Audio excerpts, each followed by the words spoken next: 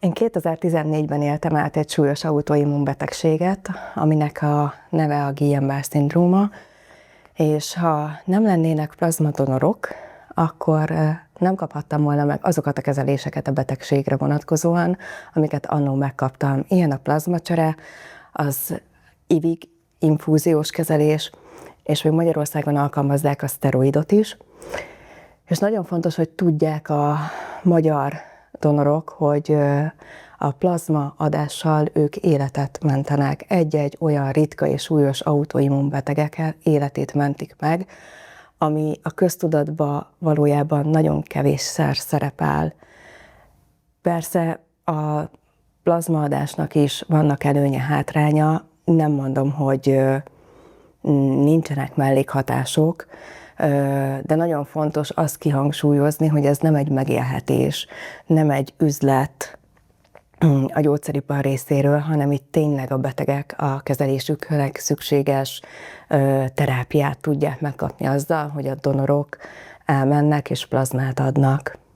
Amikor én éltem át ezt a súlyos autoimmunbetegséget, a barátaim, a családom nem találtak hasonló sorstársakat, ezért nekem nagyon fontos volt az, hogy amiben tudom, segítsem a magyar betegeket, és a saját történetemet elmesélve esetleg az ő életútjukat le tudjam rövidíteni.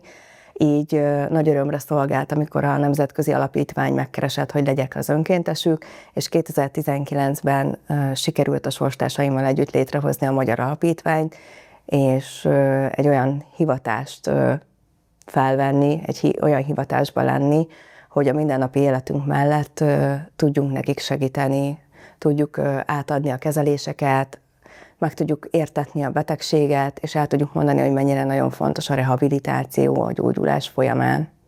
Nagyon szépen köszönjük a plazmadonoroknak az önkéntes segítségüket abban, hogy ezek a kezelések létrejöhetnek számunkra a ritka betegségek keretein belül és a gyógyulásban.